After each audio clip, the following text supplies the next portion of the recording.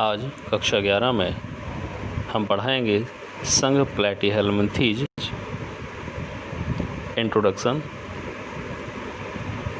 प्लैटीहेल्मिंथीज का सामान्य अर्थ है चपटे कृमि, अर्थात इस संघ के सभी सदस्यों का शरीर चपटा होता है।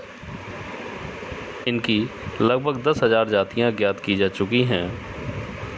1858 में गेगेनबार नामक वैज्ञानिक ने संघ प्लैटीहेल्मिंथीज की स्थापना की। सामान्य लक्षण। इस संघ के अधिकांश सदस्य परजीवी के रूप में पाए जाते हैं और इनमें से काफ़ी अधिक रोग भी फैलाते हैं। कुछ सदस्यों में शरीर खंडों में बटा होता है, लेकिन यह विखंडन वास्तविक नहीं होता है। पोषद के शरीर में अंदर या बाहर चिपके रहने के लिए चूसक या कंटिकाएं आदि अंग पाए जाते हैं जो आसंजक अंग की तरह कार्य करते हैं। इनके शरीर में द्विपार्श्व सममिति पाई जाती है।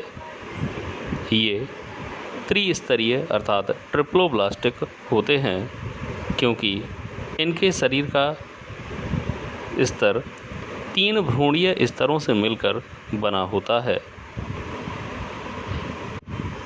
इनमें अंग तंत्र का विकास शुरू हो गया, अतः कहा जा सकता है कि प्लैटीहेल्मिंथीज संघ के सदस्यों में अंगीय स्तर का शरीर संगठन पाया जाता है। इनमें उत्सर्जन तंत्र तथा जनन तंत्र उपस्थित होता है। इन सदस्यों में कंकाल तंत्र, संवहन तंत्र, श्वसन तंत्र आदि का अभाव होता है। कुछ सदस्यों में पाचन तंत्र उपस्थित, लेकिन कुछ में अनुपस्थित होता है।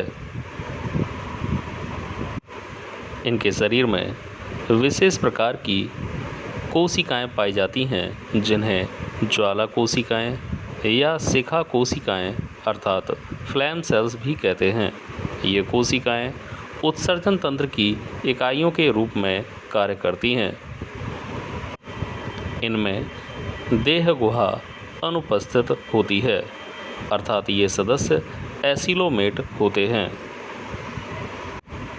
इनमें जनन तंत्र अत्यधिक विकसित होता है और ये सदस्य प्रायः द्विलिंगी होते हैं।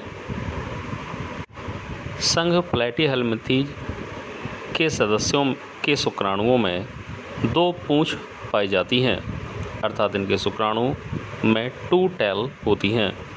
इनमें आंतरिक निषेचन होता है और इनका जीवन चक्र काफ़ी जटिल होता है।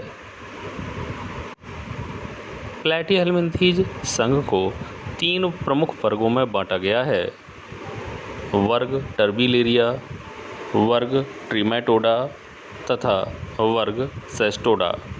तो सबसे पहले समझेंगे वर्ग टर्बिलेरिया।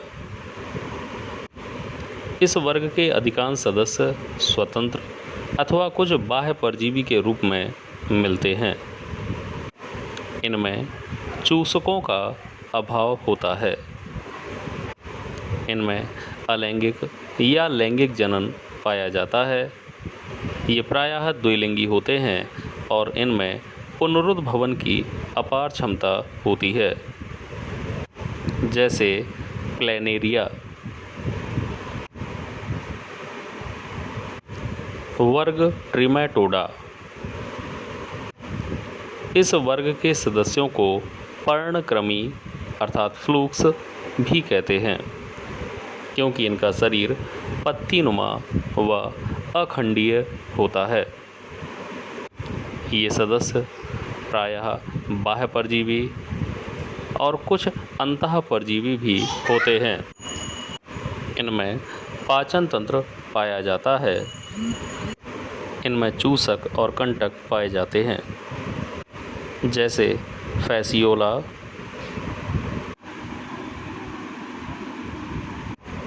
वर्ग सेस्टोडा। इस वर्ग के सदस्यों को सामान्य भाषा में टेपवर्म अर्थात फीता कृमि कहा जाता है। ये अंतः परजीवी होते हैं और प्रायः कशेरुक प्राणियों की आहार नाल में चिपके रहते हैं।